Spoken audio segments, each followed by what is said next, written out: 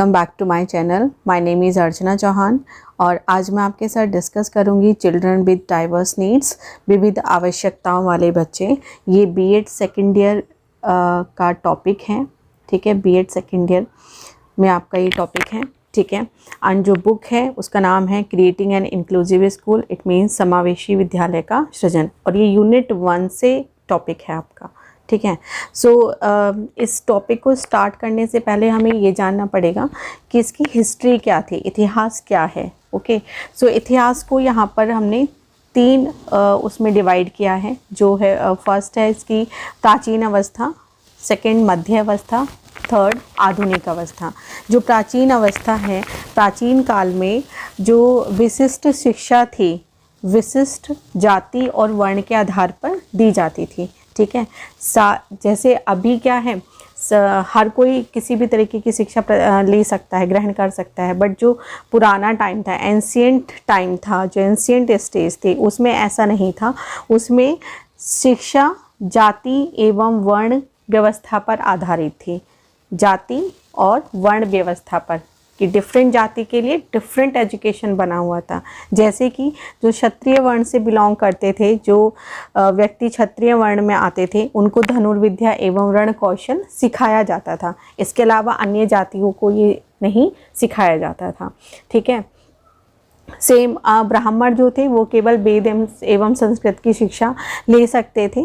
अगर कोई शूद्र वर्ण से है तो उसको कहा जाता था कि उसको यह शिक्षा नहीं मिल सकती। क्यों? क्योंकि ऐसा माना जाता था कि शूद्र वर्ण के व्यक्तियों में हथियार चलाने की योग्यता नहीं पाई जाती है, ठीक है। उससे कहा जाता था कि उनमें जो है इस विद्या को सीखने के गुण नहीं है, ठीक है। तो प्राचीन अवस्था में मेन बात आपको क्या याद रखनी है, शिक्षा जो है जातिगत एवं वर्ण के आधार पर प्रदान की जाती थी, ठीक। सेकंड है मध्य अवस्था। मध्य अवस्था में कुछ चेंजेज हुए, परिवर्तन हुए, ठीक है। जैसा कि हम जानते हैं कि परिवर्तन क्या है, प्रकृति का नियम है ना। तो जो विशिष्ट शिक्षा है उसका भी क्षेत्र परिवर्तित होने लगा, ठीक है। जो विशिष्ट शिक्षा वर्ण था कि जो व्यवस्था थी जाति और वर्ण की सीमाओं से अलग हो गई, उसको उसने त्याग दिया। कैसे? अब क्या था, जो विशिष्ट शिक्षा थी वो सभी जाति एवं वर्णों के लिए सुलभ होने लगी, सभी तरीके के व्यक्ति को यह शिक्षा दी जाने लगी। अब सार्वजनिक विद्यालयों की स्थापना होने लगी और जाति बंधन का समाप्त हो चुका यहाँ पर, ठीक है। समाप्त तो नहीं हुआ ये कह सकते हैं, लेकिन हाँ एक इनिशिएशन यहाँ से ले लिया गया था कि भाई अब कोई भी जाति या वर्ण का बच्चा हो या बालक हो, व्यक्ति हो, वो हर तरीके की शिक्षा को ग्रहण कर सकता है, विशिष्ट शिक्षा को वो ले सकता है, ठीक है। यहाँ पर सबसे अच्छी बात ये थी कि जो विशिष्ट शिक्षा है वो गुण व योग्यता के आधार पर प्रदान की जाती थी, ठीक है। अगर कोई एबिलिटी रखता है, किसी में योग्यता है उसको सीखने की, चाहे वो किसी भी जाति धर्म वर्ण से आता हो, उसको वह शिक्षा प्रदान की जाएगी। एंड थर्ड वन इज़ आधुनिक अवस्था। आधुनिक व्यवस्था मॉडर्न स्टेज आपकी, ठीक है। इसमें एक तरीके से व्यापकता का समावेश हो गया। व्यापकता का समावेश से मतलब ये है कि जो विशिष्ट शिक्षा है, बहुत अपॉर्चुनिटीज़ सभी वर्ण और जाति के लोगों को मिलने लगी। इसका जो मेन रीज़न था वो था सार्वजनिकरण, ठीक है। इसका प्रमुख कारण क्या था, सार्वजनिकरण। सब लोगों के लिए ये ओपन एजुकेशन सिस्टम यहाँ पर था, ठीक है। और सबसे जो ज़्यादा हेल्प की यहाँ पर, वो हेल्प की अनिवार्य तथा निःशुल्क शिक्षा व्यवस्था की स्थापना ने। जब ये कहा गया कि 6 से लेकर 14 वर्ष तक के बच्चों को मुफ्त शिक्षा दी जाएगी, ये आधुनिकीकरण था, ठीक है। और इसने सबसे ज़्यादा हेल्प की शिक्षा व्यवस्था को आगे बढ़ाने में, और वो भी विशिष्ट शिक्षा आवश्यकता वाले बच्चों को शिक्षा प्रदान कराने में, ठीक है। और इस मॉडर्न एज में जो मोटिव था वो ये था कि कोई भी व्यक्ति, बालक अशिक्षित नहीं रहना चाहिए, ठीक है। शिक्षा सभी का अधिकार है और यह शिक्षा सभी को मिलनी चाहिए, ठीक है। नाउ अब इसकी एक परिभाषा ले लेते हैं। परिभाषा से मतलब ये है कि जो हर बालक है दूसरे बालक से अलग होता है, नेचर में, दिखने में, योग्यता में, हर तरीके से अलग होता है। इसका मतलब हम ये भी कह सकते हैं कि कोई भी 2 बालक समान नहीं होते हैं, कोई भी दो बालक समान नहीं होते हैं।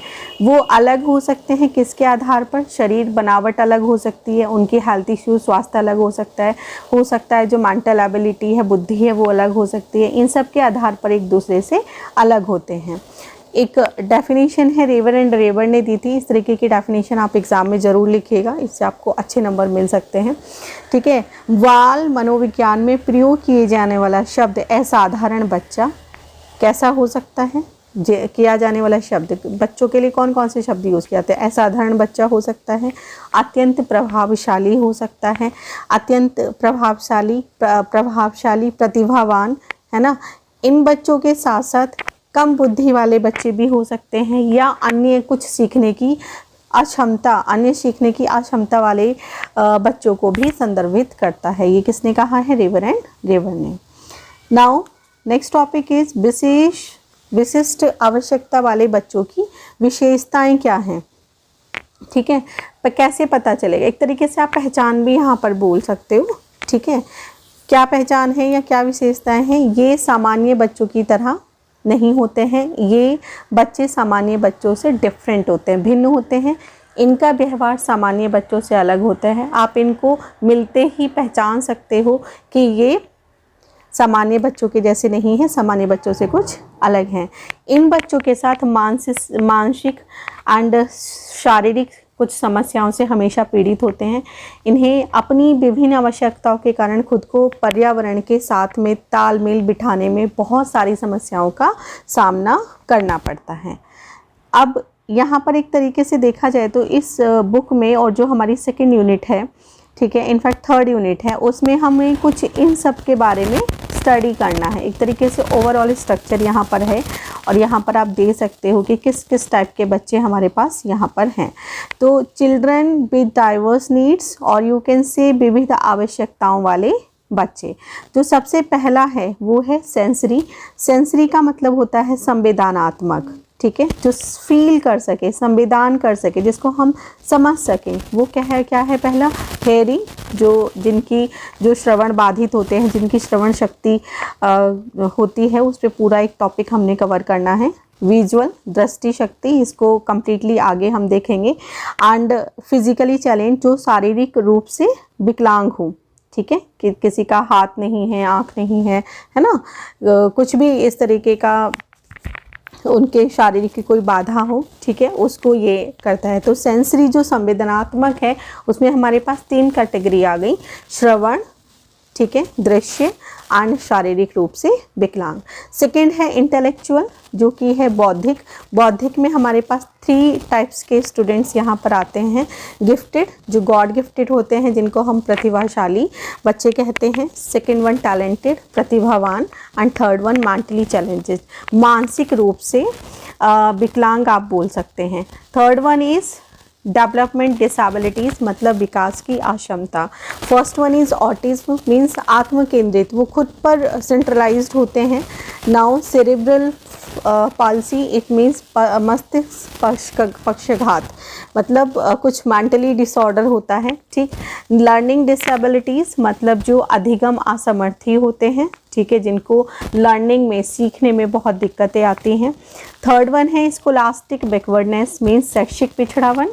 ये अंडर अचीवर्स, ये वो बच्चे होते हैं जो आशा से कम सफलता पाने वाले होते हैं। हम एक्सपेक्ट करते कि अच्छा इतना कर जाएगा, बट वो उतना भी नहीं गेन कर पाता है। ठीक है, स्लो लर्नर, कुछ बच्चे होते हैं बहुत धीरे सीखते हैं। Now next one is health problem, स्वास्थ्य समस्या जिन बच्चों के साथ रहती है, जैसे कि एपिलेप्सी, मिर्गी पड़ना, मिर्गी के दौरे होना, डिसेबल्स, डायबिटीज़ मीन्स मधुमेह होना, अस्थमा, दमा, एनीमिया, खून की कमी, और भी बहुत सारी बीमारियां हो सकती हैं। Now last one is children belonging to other marginal group, अन्य सीमांत समूहों से संबंधित बच्चे। इसमें आते हैं आपके शेड्यूल कास्ट, जिसको अनुसूचित जाति बोला जाता है, शेड्यूल ट्राइब्स, अनुसूचित जनजाति वाले बच्चे, एंड माइनॉरिटी ग्रुप्स, अल्पसंख्यक समूह, एंड अदर ग्रुप्स, अन्य समूह, और भी आपके हो सकते हैं। ठीक है, तो ये हमने स्टडी किया चिल्ड्रन विद डाइवर्स नीड, विविध आवश्यकताओं वाले बच्चे, राइट। विशिष्ट आवश्यकता वाले बच्चों का शैक्षिक प्रशासन कैसा होना चाहिए, शिक्षा किस प्रकार से इनको मिलनी चाहिए, इसमें किस किस तरीके की हमारे पास राज्य सरकार या केंद्र सरकार हमें यहाँ पर फैसिलिटीज़ प्रोवाइड करती है ऐसे बच्चों के लिए, ये हमें यहाँ पर देखना है। तो केंद्र एवं राज्य स्तरीय प्रशासन, ठीक है, ये क्या है कि मानव संसाधन विकास मंत्रालय द्वारा विशिष्ट आवश्यकता वाले बच्चों की शिक्षा के क्षेत्र में NCERT, CAVE, CBSE आदि संस्थाओं का सहयोग लिया जाता है। ठीक है, जितने भी हमारे विकलांग बच्चे हैं, ठीक है, उनके लिए क्या होता है, मानव संसाधन विकास मंत्रालय ने कुछ संस्थाओं का सहयोग लिया है। कौन कौन सी? NCERT, CAVE, CBSE, right. अब क्या क्या है वो? फर्स्ट वन है विकलांगों के राष्ट्रीय संस्थान, नेशनल इंस्टीट्यूट ऑफ हैंडीकैप्ड। ठीक है, नेशनल इंस्टीट्यूट ऑफ हैंडीकैप्ड, ये एक प्रशासनिक व्यवस्था का जो दायित्व है वो केंद्र सरकार का भी है। ठीक है, इसमें निदेशक के अधीन बहुत अन्य कर्मचारी आते हैं। ठीक है, ये राष्ट्रीय संस्थान जो हमारी श्रवण क्षमता है, दृष्टि अक्षमता है, मानसिक अक्षमता है, गति कौशल संबंधित अक्षमताओं के क्षेत्र में काम करते हैं। ठीक है, इसके लिए जो धन की आवश्यकता होती है वो केंद्र सरकार द्वारा दी जाती है। ठीक है, केंद्र सरकार द्वारा इन संस्थानों को प्रशासनिक दायित्व की जिम्मेदारी सामाजिक न्याय एवं सशक्तिकरण मंत्रालय को प्रदान की जाती है और यही मंत्रालय इनका प्रशासनिक दायित्व देखते हैं।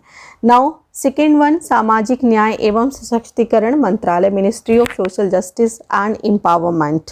ठीक है, इस तरीके के जितने भी मंत्रालय होते हैं संपूर्ण केंद्र स्तरीय गतिविधियों को विशिष्ट वर्ग से संबंधित होते हैं और इनका प्रशासन किया जाता है। इस तरीके के जो मंत्रालय होते हैं ये पुनर्वास परिषद और राष्ट्रीय विकलांग संस्थानों के दायित्वों को भी सम्मिलित करते हैं।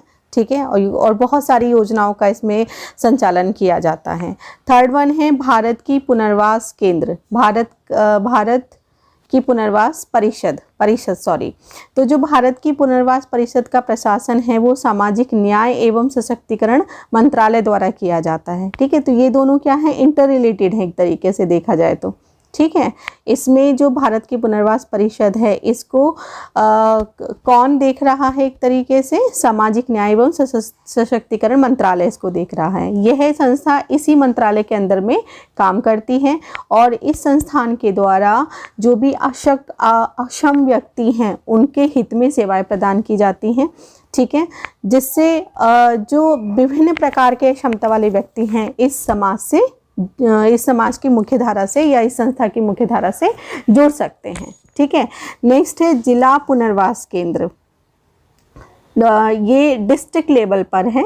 ठीक है, इसमें 10 राज्यों में ये जो पुनर्वास केंद्र जो है योजना स्टार्ट की गई थी।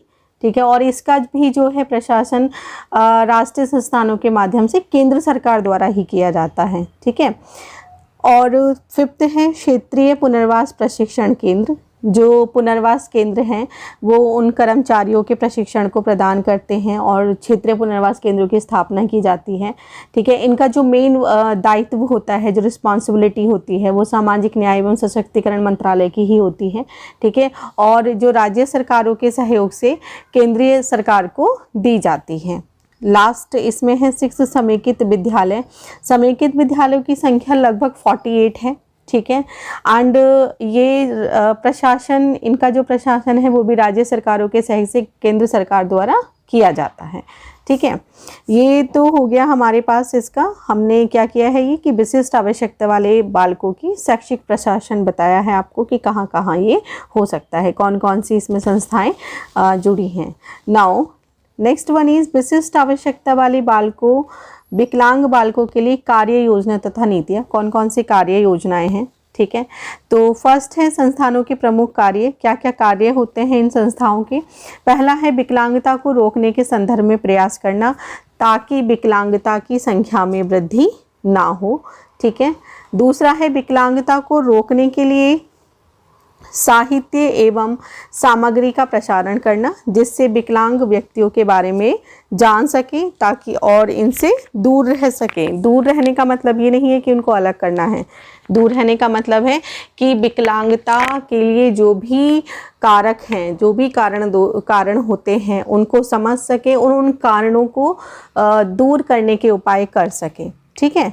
विकलांगता की स्थिति को परिभाषित करना कि किन व्यक्तियों को विकलांगता की श्रेणी में रखा जाए और किन व्यक्तियों को विकलांगता की श्रेणी में नहीं रखा जाए। एंड लास्ट वन है नवीन शोध कार्यों को प्रोत्साहन देना तथा इन्हें संपन्न करना, जिससे विभिन्न प्रकार की विकलांगताओं पर रोक लगाई जा सके। ठीक है। एंड विकलांगों के सर्वांगीण विकास में अपना योगदान प्रस्तुत करना, जिससे वे अपना जीवन सामान्य व्यक्तियों की तरह जी सकें। ठीक है। अपना जीवन यापन उनकी तरह में कर सकें। ठीक है। मार्ग अपना प्रशस्त कर सकें। कुछ और भी हैं इसमें जो नीति एवं व्यवस्थापन के कुछ बिंदु हैं यहाँ पर जो मैंने लिखे हुए हैं। फर्स्ट है राष्ट्रीय स्तर के संस्थानों की स्थापना। राष्ट्रीय स्तर के संस्थानों में मेन है इसमें देहरादून, ठीक है, कोलकाता में है, सिकंदराबाद में है, मुंबई में है। ठीक है। ये शारीरिक अक्षमता निवारण के लिए हैं। ठीक है। जिसमें कि जो अक्षमता वाले विद्यार्थी हैं, ठीक है, या छात्र या छात्राएं हैं, उनके कल्याण के लिए कार्य करता है और उनके शिक्षा, स्वास्थ्य एवं सामान्य जीवन को एक स्तर प्रदान करने की कोशिश की जाती है यहाँ पर। और बहुत अच्छे महत्वपूर्ण कार्य किए जाते हैं उनकी शिक्षा के लिए। सेकंड है व्यावसायिक आरक्षण। जो व्यावसायिक आरक्षण है ये भी विकलांग व्यक्तियों के लिए सरकारी प्रतिष्ठानों में आरक्षण प्रदान किया जाता है, उनको कुछ एक्स्ट्रा छूट दी जाती है।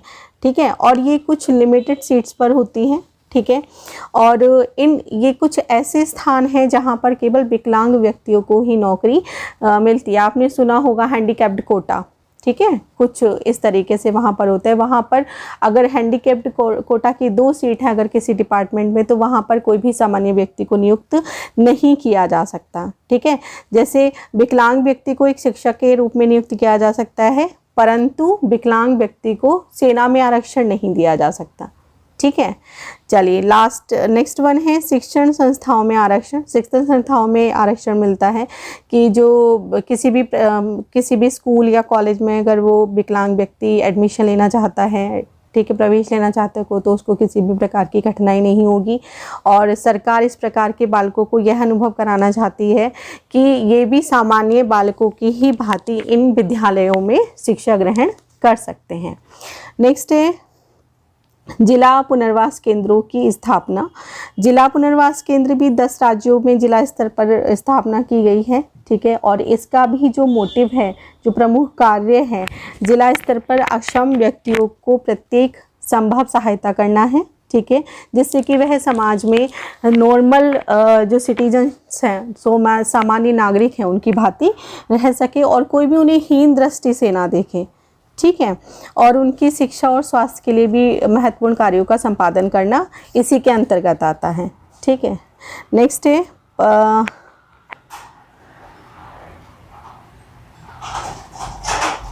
तो शोध कार्यों को प्रोत्साहन करना। शोध कार्य मतलब कि शारीरिक क्षमताओं से संबंधित शोध कार्य को किया जाता है कि जैसे श्रवण दोष को अगर कम करना है तो कान में लगाने वाली मशीन का आविष्कार हुआ।